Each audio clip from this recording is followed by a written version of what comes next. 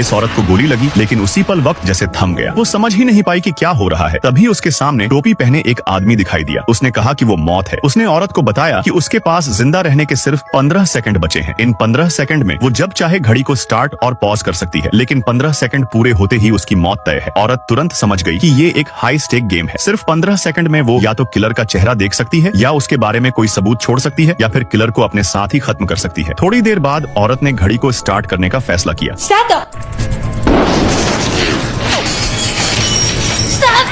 जैसे ही वक्त दोबारा चलने लगा, औरत को तेज दर्द महसूस हुआ, लेकिन वो रुकी नहीं।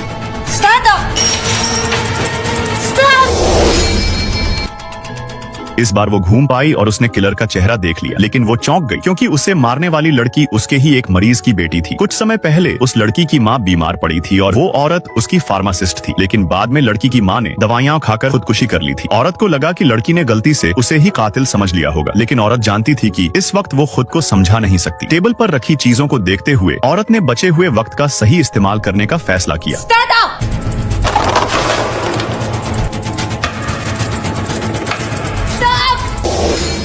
उसने जमीन पर सफेद पाउडर फैला दिया ताकि लड़की को डर लगे कि उसके पैरों के निशान पड़ जाएंगे और वो कमरे में घुसने की हिम्मत न करे।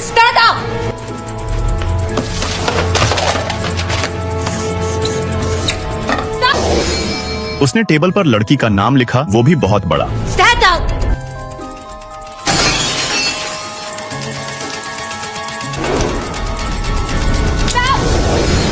फिर उसने जिस मार्कर से लिखा था उसे फेंक दिया ताकि अगर लड़की नाम मिटाने की कोशिश करे तो उसे दूसरा पेन यूज करना पड़े और पुलिस को स्याही का फर्क समझ आ जाए। लेकिन औरत जानती थी कि ये छोटी चाल लड़की समझ ही लेगी। उसका असली मकसद था किलर को अपने साथ ही खत्म करना।